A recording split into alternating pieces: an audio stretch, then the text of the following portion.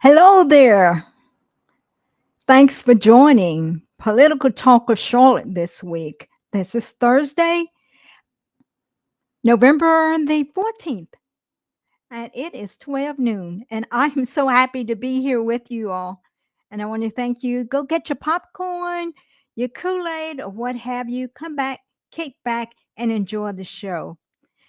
We air every Thursday at noon, and even though I may occasionally create some shows in between time, that's because of breaking news. Today, each Thursday at noon, is our official time to go live.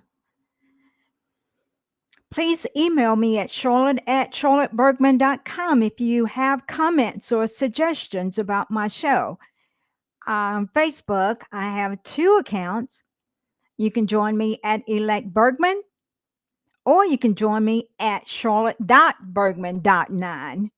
And then on Bitchute, you can join me at Political Talk with Charlotte, on Twitter at Elect Bergman, on YouTube at Bergman for Congress. And we're getting ready to update that account for another name. And on Twitch, join me at Charlotte Bergman. Shouldn't be difficult to find it. Actually, they do not censor as much as some of the other social media streams that I use.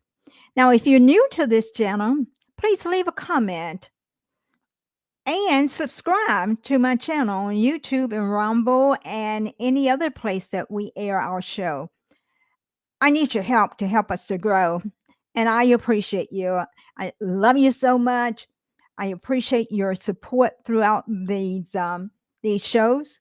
I have appreciated your support just hanging in there with me.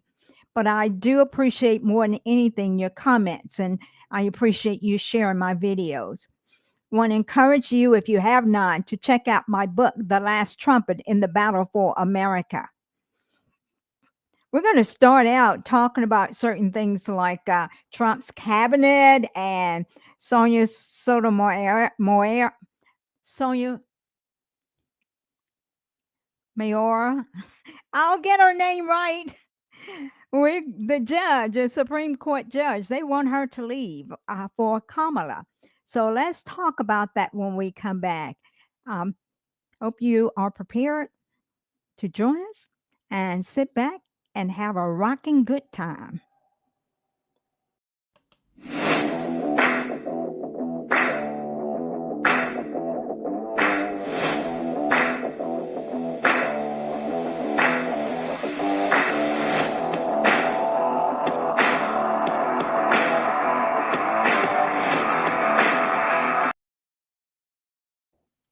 All right, guys, we're back. And thanks for joining me. I see we've got some people that are joining us. I appreciate it that you're here. And I would appreciate it if you would make a comment, like the show, share the show. Yeah, we got more people coming in. That is so cool. I was in a meeting the other day, and one of our state representatives was talking about phonics. And he was saying that how imperative it is for our young people to learn how to read by using phonics. Well, when the show was starting, this show was starting, I couldn't pronounce the Supreme Court justice's name. I see it now. I'm a visual person. Is Sotomayor, Sonia Sotomayor. Guess who wants her to step down? Now, check this out. Those of you who are seniors, those of you who are over 60, she's actually 70, but she has diabetes. I think it's diabetes 1. What that means is she's had it ever since she's been alive. She was born with it. And guess what the Democrats want her to do? They want her to step down, and they want to install a more liberal Supreme Court judge. They say she's too old. For those of you that are in the audience that are in their 50s and 60s and 70s, Democrats think you're pretty old. So I don't know how you feel about that, but I don't think it's that old. They want Judge Sotomayor to retire. And they want a young liberal justice appointed that might live long enough to see Democrat control of the Supreme Court. Again, Sotomayor likely will not experience any problems. She's 60. I mean, she's 70, but they want her to retire now so that they can put in a liberal. And you know who that liberal is they want to put in.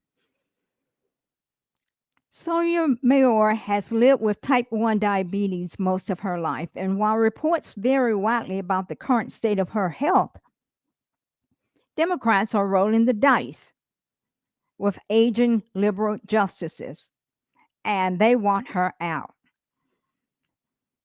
And Kamala is their choice. Kamala is their choice. They want Kamala to take her place. Okay, I feel the same way many of you do. They're saying Biden should step down and let Harris finish his term. This is her former assistant campaign manager, her former communications director, Jamal Simmons. It would fulfill his last promise of being a transitional president. Guys, that is the craziest thing I've ever heard of. Do I have a? Let me share this video with you concerning what the Democrats want to do with Mayor.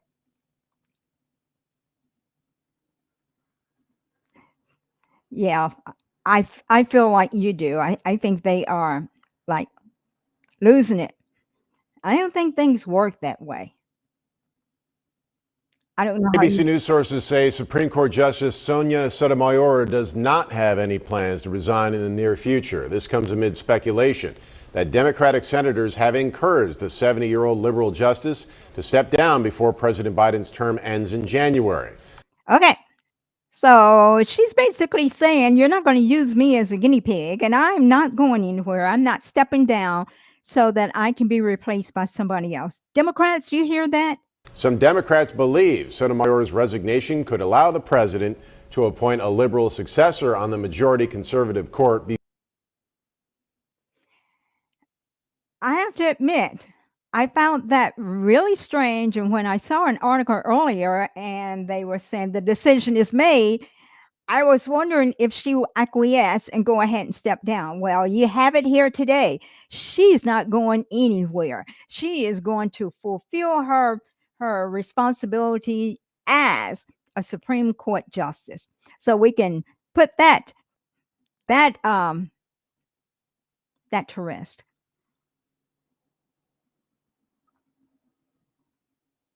She is not retiring.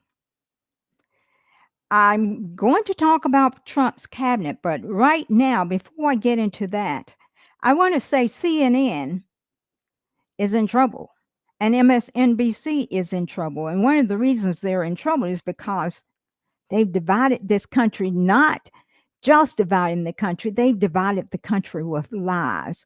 And many people who only get their news from the mainstream media don't understand it. But during this election, this has been one of the most painful elections I've ever followed. It's because of the way I get my news. I read more, I do more research. I knew they were lying. And now CNN, MSNBC are shedding liberal tears. Says CNN is set to plan hundreds of job cuts amid poor ratings. And guess who is one of the people that are going to quit? Chris Wallace. Chris Wallace, who pretended for years and years and years that he was a conservative. And fortunately, conservatives saw through him and knew he was not a conservative. So he went over to CNN. They don't even want him now. Okay, guys, I'm going to move on. What I want to discuss, I received this information from Judge Joe Brown this morning. Our Judge Joe Brown has a very extensive resume, but he wanted me to mention that in this great state of Tennessee, we've got some serious problems. We've got some people in the great state of Tennessee that don't belong. And they're here because of not only Joe Biden, but Kamala Harris. You know, we've been dealing with wokeness in this country for years, and America is seeing a new day because wokeness has had a fork stuck in it. It has had a fork stuck in it, and it is gone. It is gone. The American people spoke last Tuesday and said, we do not want wokeness. But what we're continuing with right now are the remnants of the decisions that we've had to deal with for these last 4 years. Right now, Venezuelan gangs are now operating in every city in Tennessee. And you know what, guys? They are dangerous. They are nothing to play around with. So, um, the TBI has been discussing this with the governor of Tennessee and various other people about the gangs. They're dangerous. They are dangerous. And I would not be surprised. Not only are they in Tennessee, but they are in Washington, D.C. And I am concerned about my friends who are going to the inauguration because I would not be surprised because every attempt is being made right now to stop the inauguration from occurring. They're still trying to put President Trump in jail. They're doing so many things to bring down this nation and to bring down Trump. And when they bring down Trump, that will bring down and cause a number of people to become dispirited.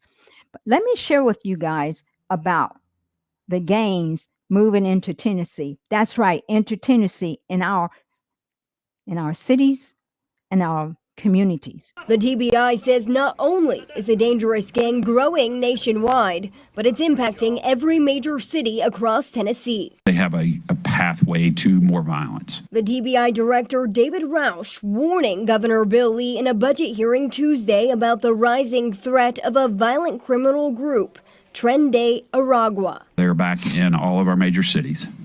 They are running human trafficking operations. Roush says the Venezuelan gang does not hesitate to attack their opponents in public. Recently, there was a video that they shot where they shot an individual, a cartel member, 31 times, broad daylight, on video and posted it to social media. Roush says they'll next engage in more retail theft before taking on the drug trade. The TBI says not only is a dangerous gang growing nationwide, but it's impacting every major city. Okay. I just wanted you all to be aware of that. That is happening. But help is on the way. Help is on the way. Help is on the way. Help is on the way. You did it. You did it last Tuesday when you went out and voted, and you voted not to continue with the gangs moving into the United States, with high gas prices, high food prices, with the demise of morals in our country. Guys, you guys have done it. And so now we're going to be dealing with what is happening to make this country great. First of all, you all voted for President Trump and Vice President J.D. Vance. Yes, you did. So he is now putting together a dream cabinet to set America on the right course again. I would just say, give it a little time. We're going to see some major changes in our country. And last Tuesday, that win marked a new era for America's strength and financial security. Many people complain because they can't afford rent, can't afford to buy a new house, can't afford to buy a new car. That is coming to an end, guys, because right now, this president elect is incorporating, is hiring people, is nominating people to come in and perform the jobs that are needed. Okay, let's talk about what President Trump's cabinet looks like. I've got some pictures And I want you guys to see them. This is so, so cute. You can see some pictures of some of the main cabinet members, but these pictures do not reflect everybody who has been chosen. Oh, no, no, no, no, no. So sit back and enjoy this.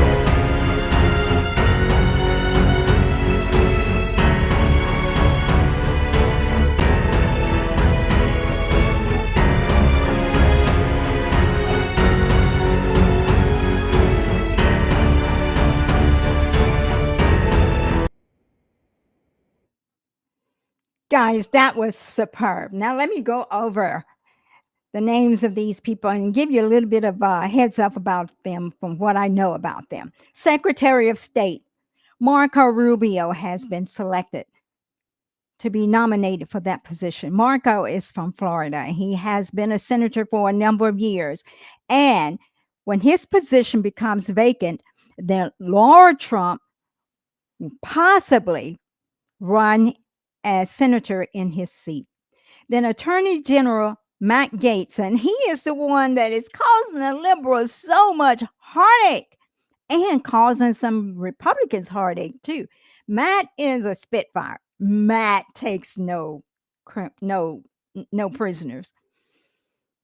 Matt will definitely tell you and point out the criminals. He is going after.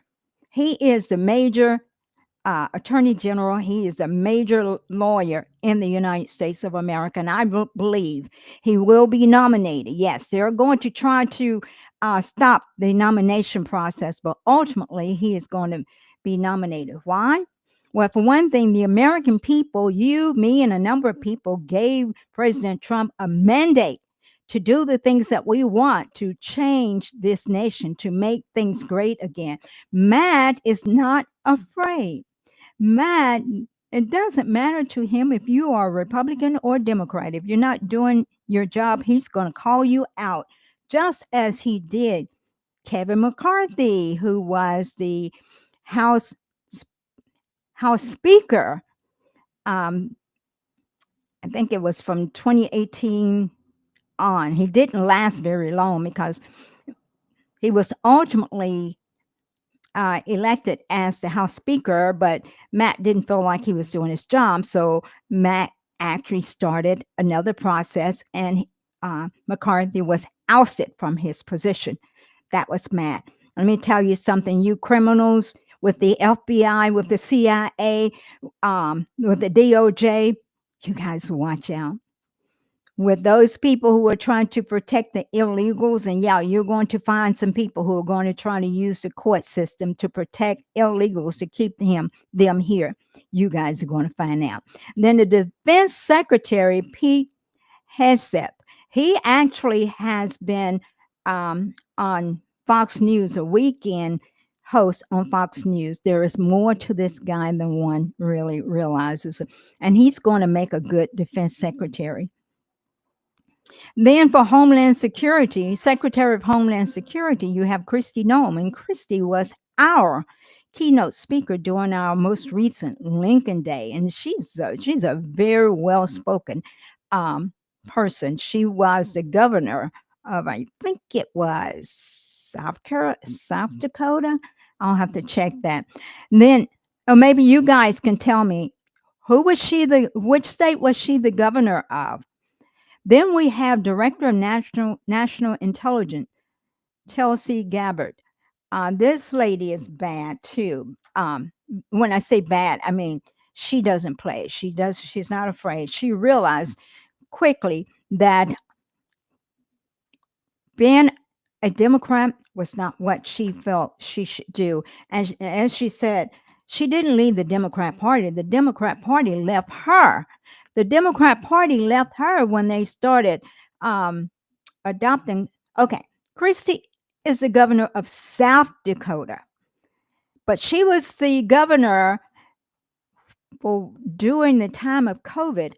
Everybody else was closing down their states and making you stay at home and not be able to go to church. She kept her state open. So she is to be commended because she was not afraid to step out on a limb and do the right thing. And then National Security Advisor Mike Walls, CIA Director John Ratcliffe. Let me tell you about John. He was the DNI director when President Trump was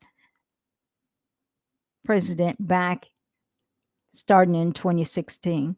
John Ratcliffe has some information he's going to share that's going to blow you away. Then the White House Chief of Staff is Susie Wiles. This lady worked behind the scenes to get President Trump elected during this last time. And she is not one of those people that like the limelight. She feels good about getting the job done and doing it from the back. She's not someone that's going to try to take the spotlight away from President Trump. Then EPA administrator, and we certainly need a good EPA administrator. Lee Zeldin was is being nominated for that position. He is another one that came to our Lincoln Day and he spoke, and he's an extremely influential person. He had the gall. He and Kristi Noem had the gall to run for their positions in areas where people say, well, that's a Democrat area. We should stay away from there. No, they were willing to take the challenge and kick the ball and see what would happen. Then the ambassador to the United Nations, that's going to be a very important position, especially considering the United States actually needs to get out of the United Nations and NATO. At least Stefanik. Then White House counsel would be Bill McGinley. Then Deputy Chief of Staff is Stephen Miller. I met Stephen Miller back in 2016. We were in a hotel conference room and President Trump was speaking after he had just been nominated for the GOP GOP presidential nominee for 2016. Stephen Miller is a very, very smart guy. Then my favorite, border czar, Tom Homan. Tom doesn't play. He was asked a question whereby there have been so many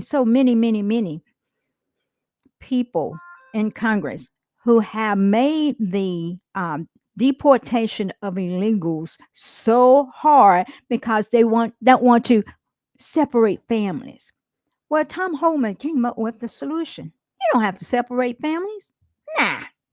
If your child was born here in the United States and is considered a United States citizen by the rules, take them with you. Don't separate yourself from your family. Take them with you. And that's what a good parent would do. A good parent would protect their child and take them with them. Then we have the ambassador to Israel, who is Mike Huckabee. Government efficiency advisors. This is one of my favorite positions. This is a new position that was created. Elon Musk and Vivek Ramaswamy. These two guys are business people. They know what it means to cut the fat. What I mean is they know what it means to get rid of positions in the government that really are not performing. They really know how to cut positions that aren't necessary. By the same token, not just cutting them, but making the entity even more functional than it was before. And then the Middle East envoy, Steve Witkoff, and other senior staff members in the White House is Dan Scavino. We know Dan. He does. He actually takes a lot of pictures. He does social media. James Blair and Taylor Butterwick. Butterwick.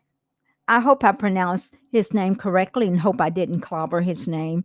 Listen, this Trump victory is like a 1776 2.0. Americans have declared their independence to the globalist depopulation death cult. Unfortunately, a lot of people are going to be feeling the effects of the globalists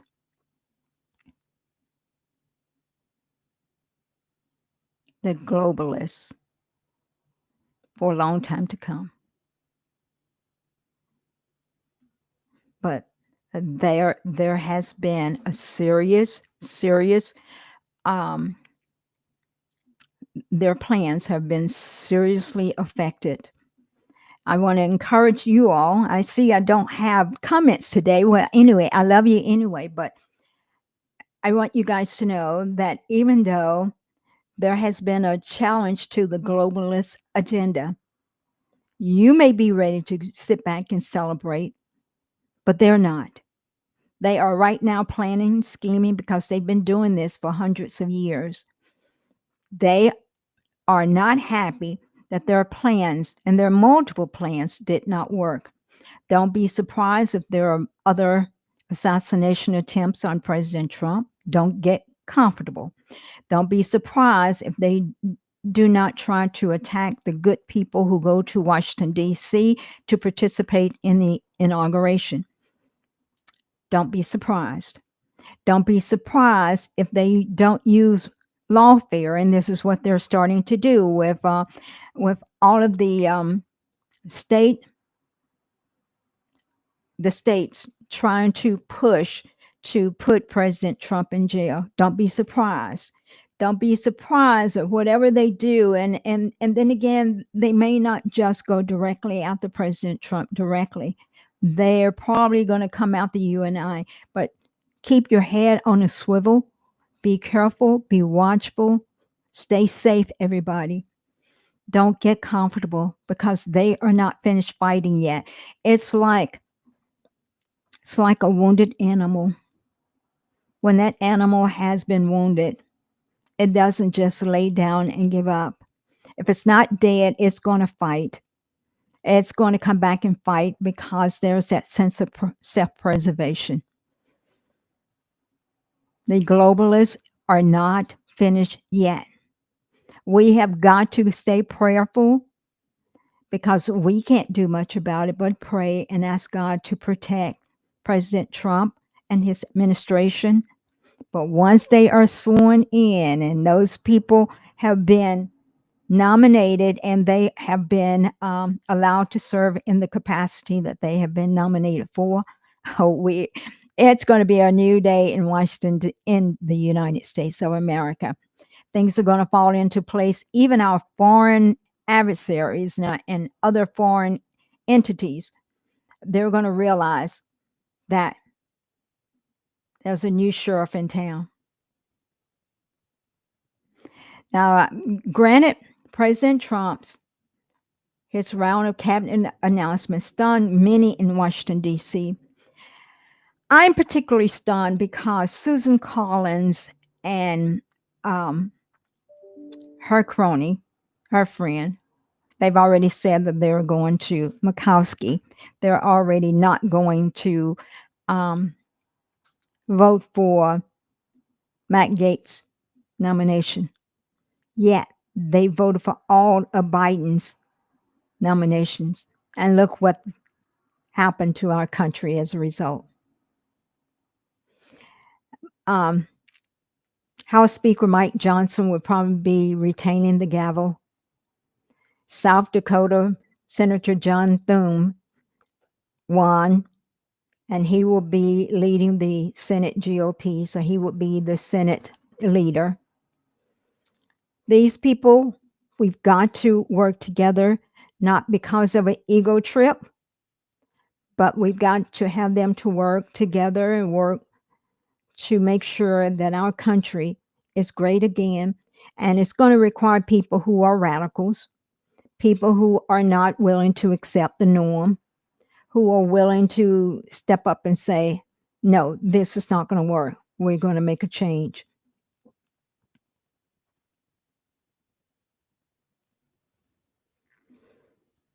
America, it's time for radical changes. Just like when General Patton, when he won, he was not a normal person he was not the country club conservative. He did a number of things that one would not think would be considered the smooth thing to do. But he was determined. He used profanity, he drank, he did everything, but he also won the war for the United States of America. So, guys, I've enjoyed being with you guys today. Thanks for being my friend. I see we've got more people that have joined the show, so I appreciate that. So, you guys be good.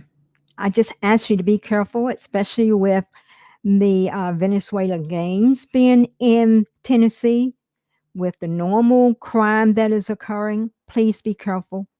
Please, please be careful. I love you guys. I'm signing off because this is enough for today. You take care. I'll see you and I'll talk to you soon. God bless you. I love you. Bye.